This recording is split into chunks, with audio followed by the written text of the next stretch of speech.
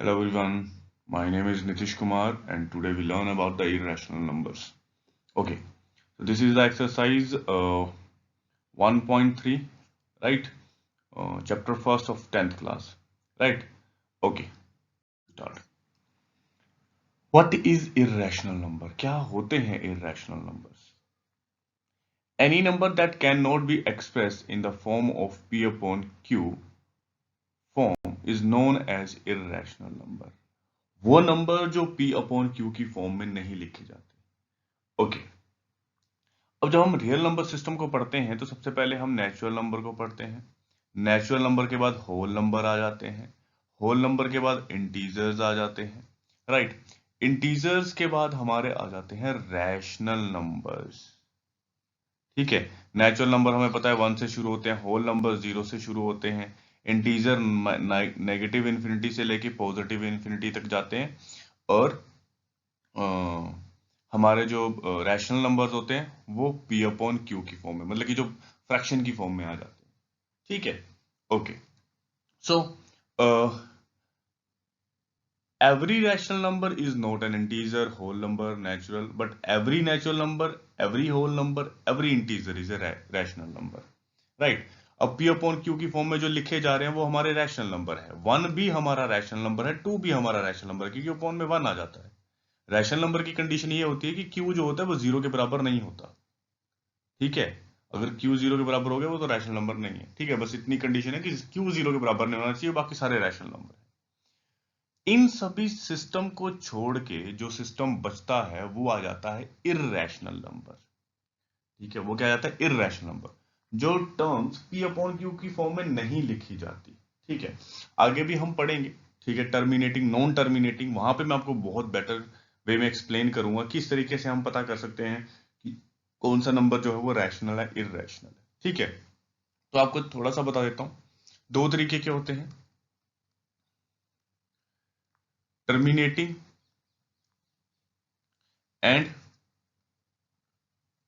Non terminating decimal integers. ठीक है, okay. Terminating में क्या होता है कि हमारे पास वैल्यू टर्मिनेट हो जाती है आफ्टर, जब हम कोई डिवीजन करते हैं तो डेसिमल के बाद हमें एक पर्टिकुलर वैल्यू मिल जाती है, वो टर्मिनेट हो जाती है. अब नॉन टर्मिनेटिंग में भी दो तरीके के होते हैं. नॉन टर्मिनेटिंग में दो तरीके के होते हैं. पहले होता है non terminating repeating and non terminating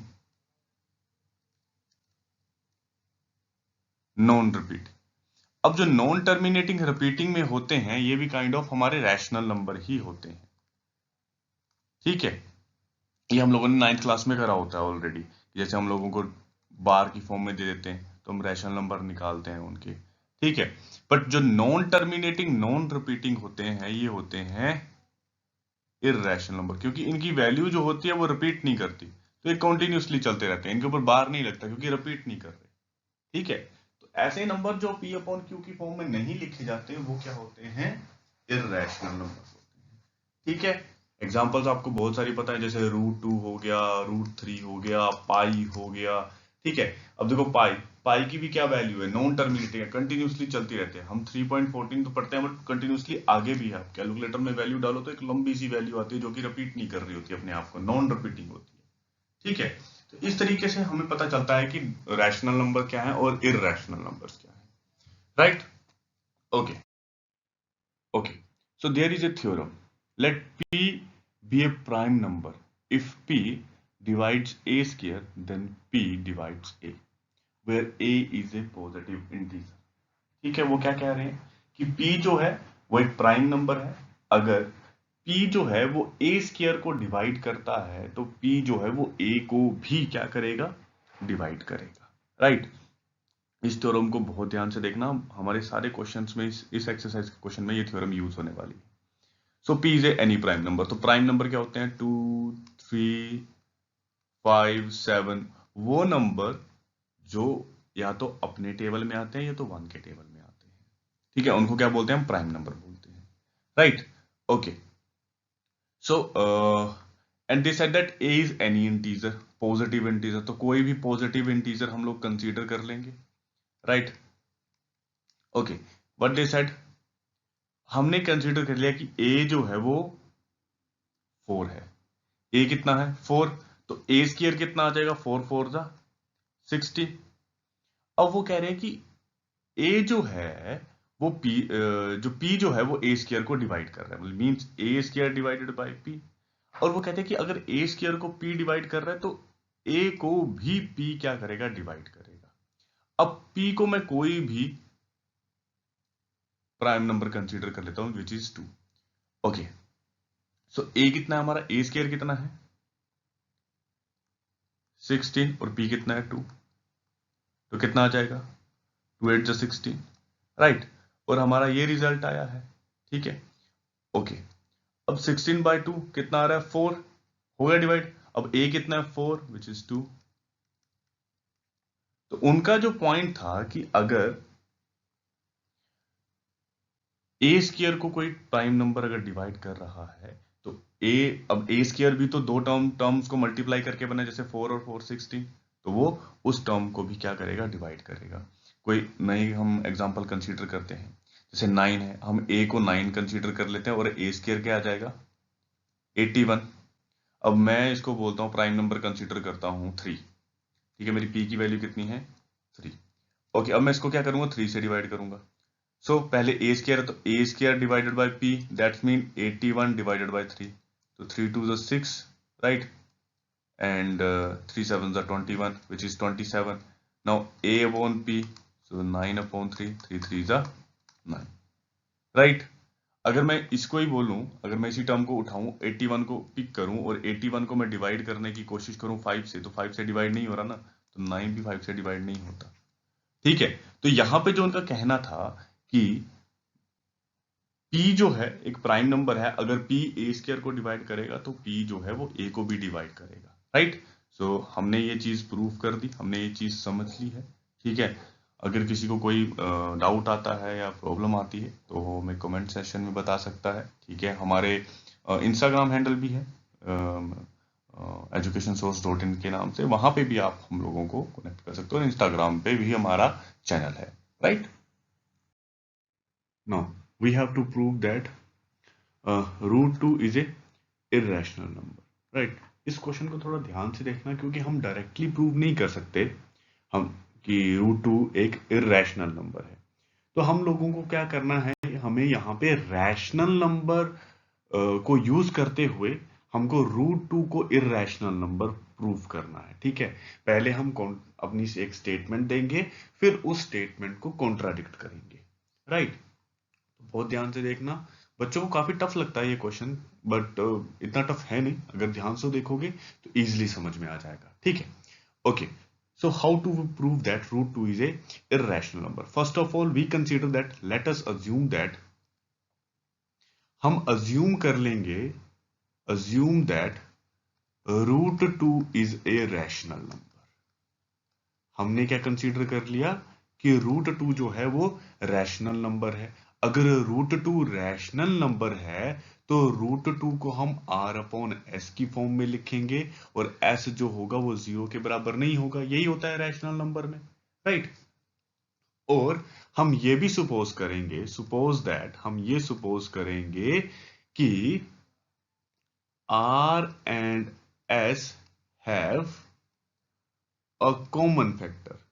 हम ये भी बोलेंगे कि R और S का, ठीक है, एक कॉमन फैक्टर है, ठीक है, रेदर देन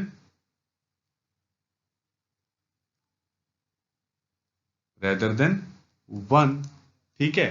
क्या है, हम ये सपोज करेंगे कि R और S का क्या है, कॉमन फैक्टर है rather than 1। Okay, if we divide R by S with a common factor. अब जो हमने बोला ना कि उनका एक कॉमन फैक्टर है, ठीक है, अगर हम उसको कॉमन फैक्टर के साथ डिवाइड करते हैं, वी गेट a/b। अब ये क्या चीज है, अब यहाँ पे थोड़ा सा मे भी कुछ बच्चों को यहाँ पे कोई प्रॉब्लम आई होगी। अब देखो, मान लो कि मेरे पास एक फ्रैक्शन है जो कि है 3/9, मेरे पास 3/9 कोई टर्म है, ठीक है।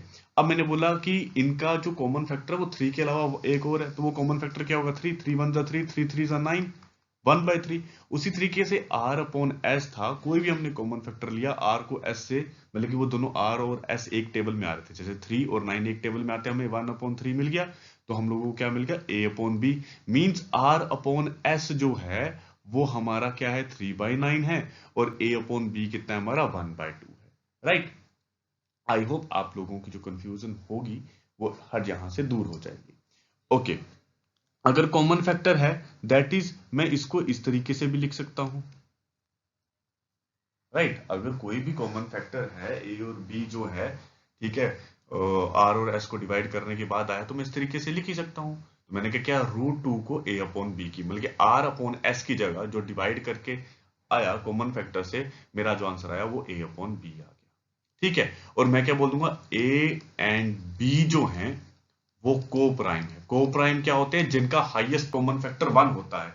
अब जैसे मैं 1/3 की बात करूं तो दोबारा से डिवाइड नहीं होंगे किसी से, ये 1/3 ही रहने वाला है, ठीक है। उसी तरीके से ए और बी आगे किसी से डिवाइड नहीं होने वाले, ये को प्राइम्स है, ठीक है। और 1 और 3 का हाईएस्ट कॉमन फैक्टर क्या है? 1 है, उसी तरीके से है ना, 1 ना, क्योंकि और किसी से जाएगा ही नहीं, ना से 2 से ना 3 से, 1 के अलावा किसी और से कटेगा नहीं, 1 1 1 1 3 3, वही 1/3 आ जाएगा। उसी तरीके से ए और बी भी को प्राइम नंबर है, ये 1 के अलावा किसी और से जाने ही नहीं वाला, ठीक है। ओके, अब मैं इसको इस तरीके से लिख सकता हूं क्या? a is equal to b√2, right. This is equation number 1। Okay, अब मैं क्या कर दूंगा? स्क्वेयरिंग कर दूंगा। क्या कर दूंगा? Squaring both side, squaring both side. मैंने दोनों तरफ स्क्वेयरिंग कर दी, तो मेरे पास क्या आ गया? a² b² और 2, ठीक है। इसको मैं ऐसे लिख सकता हूं, a² is equal to 2b, this is equation number 2, ठीक है। अगर इस तरीके से लिखा है, यहाँ पे b² आएगा, अगर इस तरीके से लिखा है तो मैं ऐसे रिप्रेजेंट कर सकता हूं, b² is equal to a²/2, ठीक है। अब हमने इससे पहले यही थ्योरम पढ़ी थी कि अगर कोई भी टर्म स्क्वायर वाली टर्म को डिवाइड कर रही है, दैट्स मीन वो उसकी नॉर्मल टर्म को भी डिवाइड करेगी, ठीक है। 2 क्या कर रहा है? 2 इज डिवाइड a², 2 क्या कर रहा है? a को डिवाइड कर रहा है, therefore 2 also डिवाइड a, क्योंकि हमने पहले इससे पहले पढ़ा, क्योंकि a को कैसे लिख सकते हैं बेटा? हमने पढ़ा ना अभी पिछले, जो इससे पहले हम लोगों ने जो क्वेश्चन किया वो यही था, थ्योरम तो जी, थ्योरम जो थी कि अगर मैं 16 को 2 से डिवाइड करता हूं तो मैं 8 मतलब 4 को भी 2 से डिवाइड कर सकता हूं, ठीक है। ये हमने पढ़ी है इससे पहले, तो यही हमने यहां पे यूज करी है, ठीक है। अगर 2 जो है वो a² को डिवाइड कर रहा है, दैट्स मीन कि 2 जो है वो a को भी क्या कर रहा है? डिवाइड कर रहा है, ठीक है। देयरफॉर अगर डिवाइड कर रहा है तो क्या मैं इस तरीके से इसको लिख सकता हूं? a/2 पॉसिबल है, क्योंकि a² को अगर 2 डिवाइड कर रहा है तो a को भी 2 डिवाइड कर रहा है, जिसको मैं क्या कंसीडर कर लूंगा? c, एंड a क्या आ जाएगा? 2c, ठीक है। a क्या आ जाएगा? 2c। Put this value, put this value into equation number 2, तो इक्वेशन नंबर 2 ये है हमारे, तो क्या आ जाएगा? 2c का square is equal to 2b का स्क्वायर, ये आ जाएगा 4c² 2b², right. And c² is equal to 2b² upon 4, 2 1 2, 2 2 4, this is c upon b²/2। अब c is equal to b²/2 and c is equal to a/2। अब यहां देखो again, अगर 2b² को divide कर रहा है, ठीक है, अगर 2 b² को डिवाइड कर रहा है, दैट्स मीन वो b को भी डिवाइड करेगा, देयरफॉर 2 also डिवाइड b, ठीक है। अब जो 2 है वो पहले a² को भी डिवाइड कर रहा था, हमने बोल दिया कि वो a को भी डिवाइड कर रहा है। अब b² को भी डिवाइड कर रहा है, दैट्स मीन हम बोलेंगे अगर b² को डिवाइड कर रहा है तो b को भी डिवाइड कर रहा है। तो हम लोगों को क्या मिला? So we have a factor 2, ठीक है, वी हैव अ फैक्टर 2 जो कि a को और बी को दोनों को डिवाइड कर रहा है। ठीक है, बात समझ में आई? हमने क्या करा, एक 2 हमारे पास फैक्टर आ गया जो ए को भी डिवाइड कर रहा है और जो बी को भी डिवाइड कर रहा है, बट हमने ये कंसीडर कर रखा है कि आर और एस जो है उसका क्या है, और कोई फैक्टर ही नहीं है। ठीक है, हमने क्या कंसीडर कर रहा है, हमने बोला है but we can say that a and b have only factor 1। हमने बोला था ना, क्योंकि हमने डिवाइड करा था, को प्राइम बोला था ना, ये देख कि ए एंड बी जो है वो को प्राइम है, तो अगर को प्राइम है तो उनका ए और बी का कोई भी जो फैक्टर है वो 1 के अलावा नहीं होगा। हमने स्टार्टिंग में बोला था यहां पे। ठीक है, बट यहां पे हमारे पास कॉमन फैक्टर क्या मिल जाता है, 2 मिल जाता है। सो हमने जो बोला था वो कॉन्ट्राडिक्ट हो गया। ठीक है, सो वी कॉन्ट्राडिक्ट that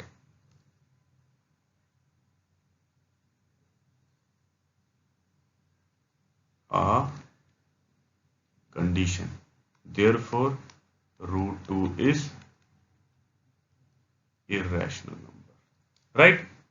एक बार दोबारा से इसको रिवाइज कर लेते हैं। क्या किया हमने, सबसे पहले हमने बोला कि जो रूट 2 है वो रैशनल नंबर है। अगर रैशनल नंबर है तो आर अपॉन एस की फॉर्म में लिखेंगे।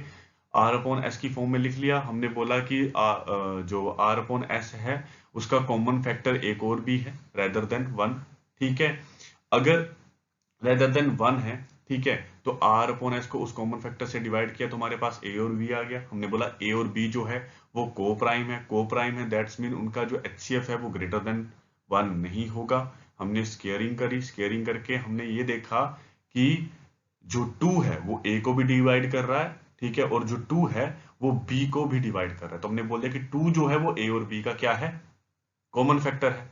ठीक है, बट हमने ये कंसीडर कर रखा है कि ए और बी जो है वो को प्राइम है, तो हम अपनी ही कंडीशन को क्या कर रहे हैं, कॉन्ट्राडिक्ट कर रहे हैं, जो कि पॉसिबल नहीं है। देयरफॉर हमने बोल दिया कि रूट 2 जो है वो इररेशनल नंबर है।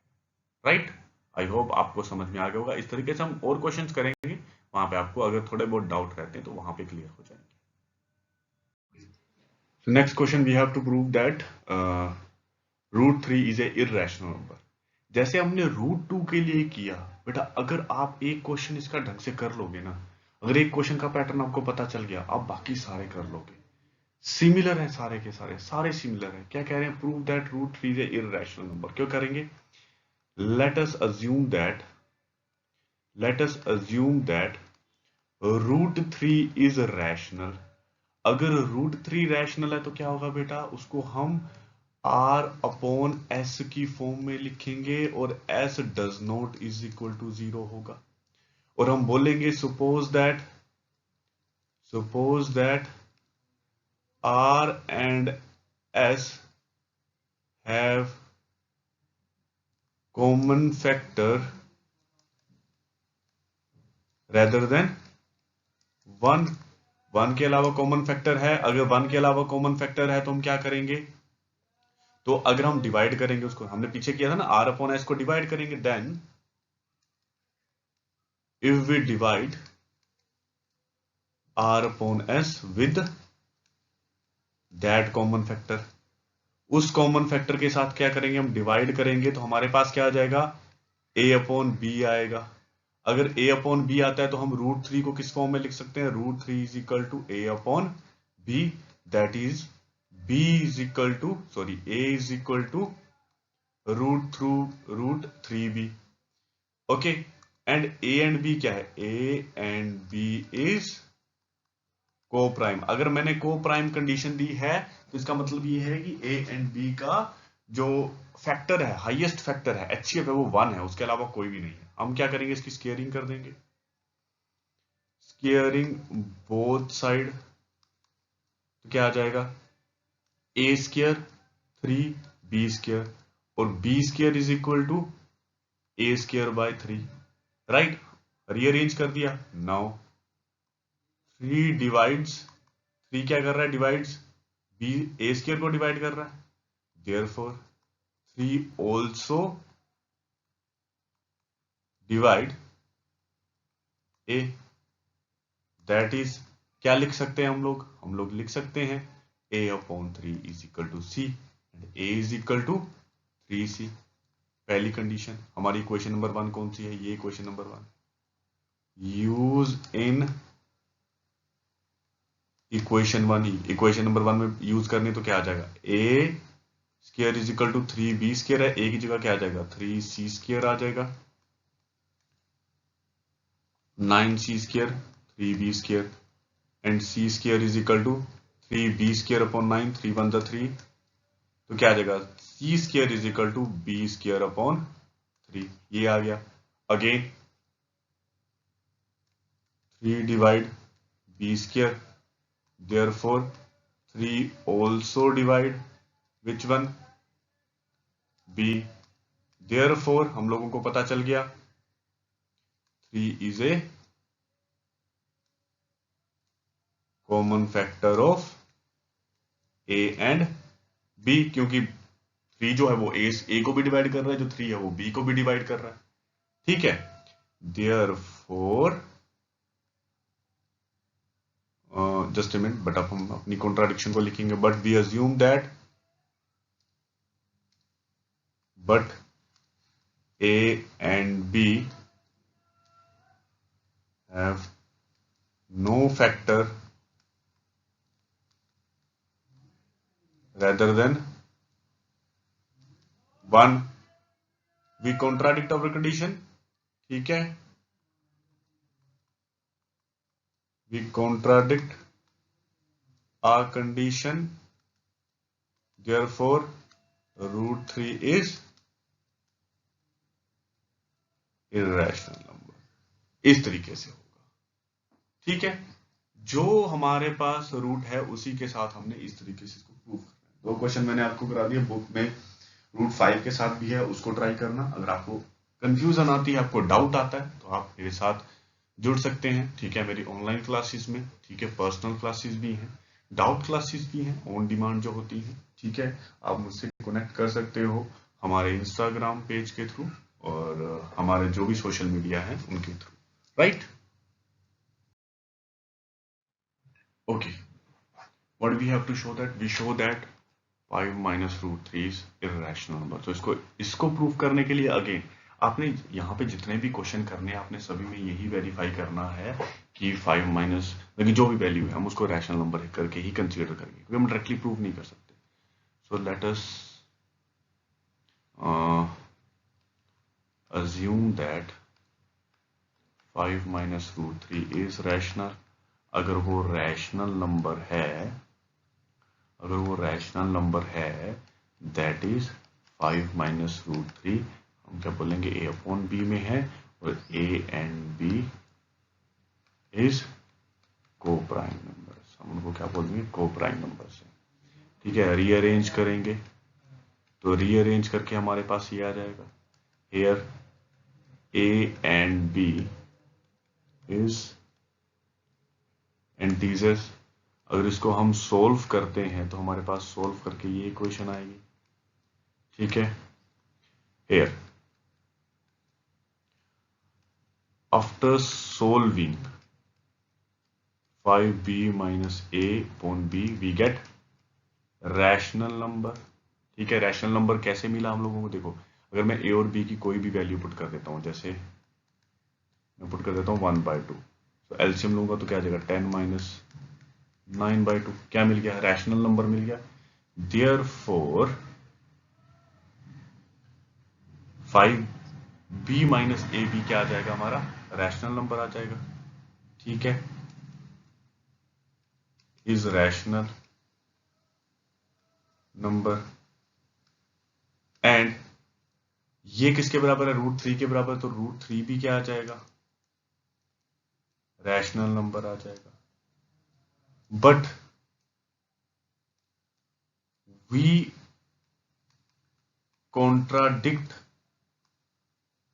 अ condition that root 3 is irrational number. हमने क्या कॉन्ट्राडिक्ट कर दिया, हमने ये कॉन्ट्राडिक्ट कर दिया कि हमारा जो √3 है वो इररेशनल नंबर नहीं है. This is due to the wrong assumption. This is due to the wrong assumption. Therefore, finally, what we get? Therefore, 5 minus √3 is irrational number. Right? Next question करते हैं. Now again, we have to prove that this one √3 3√2 is irrational again. Let us assume that 3√2 is irrational number. अगर √32 rational number है तो उसको हम a/b की form में लिखेंगे. a and b is co-prime and b does not is equal to 0. ठीक है. here इसको किस तरीके से लिखेंगे? √2 is equal to a/3b. here a and b is integers. ठीक है, क्या है? इंटीजर्स है. So after solving a/3b we get a rational number. ठीक है, राइट. अगर मैं कोई भी, अगेन वही चीज है ना, अगर मैं 1/2 पुट करता हूं दैट्स मीन दिस इज 1/6. हमें रैशनल नंबर मिला. ओके. a/3b क्या है? रैशनल नंबर है. अगर ये रैशनल नंबर है therefore √2 is rational number. Again हम वही चीज लिख देंगे, but we contradict that √2 is irrational number. This is due to, क्यों हुआ ये? This is due to the wrong assumption. क्या wrong assumption की? This is due to the wrong assumption of √3/2 is rational number. Therefore final conclusion क्या आ जाएगा? Therefore 3√2 is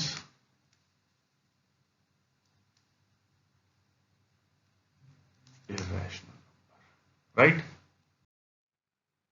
Okay, now again we have to show that 1/√2 is a irrational number. Again हमने उसी तरीके से करना है.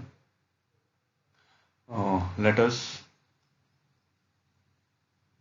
assume that 1/√2 is rational. Therefore, if it is rational, a/b, b does not is equal to 0. A and b is co-primes. Okay. So we just rearrange this accordingly, right? हमने क्या कर दिया? b को ऊपर ले गए, a को नीचे ले आए. ठीक है. एंड जो रूट अपॉन में था उसको ऊपर ले गए. here we know that a and b is integers. अगर ये integers हैं therefore b/a is equal to rational number आ गया. अगर b/a रैशनल नंबर है, √2 is also rational number. Right. So अगर √2 रैशनल नंबर है, we contradict that √2 is irrational number. This is due to, this is क्यों हुआ ये, this is because this is due to our wrong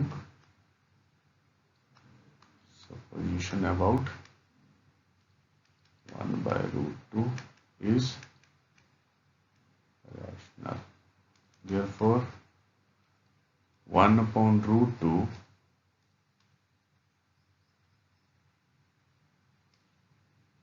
just a minute, 1/√2 is irrational number. तो इस तरीके से ये सारे के सारे हमने करने थे, ठीक है। आपको मैंने हर तरीके की एक एक एग्जांपल मैंने आपको करवा दी, ठीक है। एंड किस तरीके से है, क्या है, इसके पीछे क्या मेथड है, आपको सब कुछ बता दिया, right. Okay, so if you like this video, right, and if you have any kind of doubt, you just comment in the video, ठीक है। You just send the message on our Instagram or social handles, right? And you can subscribe our channel, right? This is our Instagram channel handle and this is Telegram, ठीक है। आप Instagram को भी follow कर सकते हैं, आप education source का जो टेलीग्राम चैनल है उसको भी फॉलो कर सकते हैं। जितनी भी हम वीडियोस डालेंगे उनका लिंक और उनका लिंक जो है वो हमारे एजुकेशन टेलीग्राम पे भी मिल जाएगा आपको और हमारे इंस्टाग्राम पे मिल जाएगा। इंस्टाग्राम पे हम और बहुत सारी न्यूज़ डालते हैं, करंट अफेयर डालते हैं और वहाँ से वो भी फॉलो अप कर सकते हैं, right. This is my personal profile, you can also follow me here and this is another sir Pallivel Ahir. This is the Instagram profile of Pallivel Ahir, right? And follow us and आपको कोई भी query हो आप हमें Instagram पे website के Instagram profile handle पे, right, मुझे पर्सनल मेरे इंस्टाग्राम हैंडल पे आप मुझे मैसेज कर सकते हैं और कोई भी क्वेश्चन पूछ सकते हैं। Okay, thank you.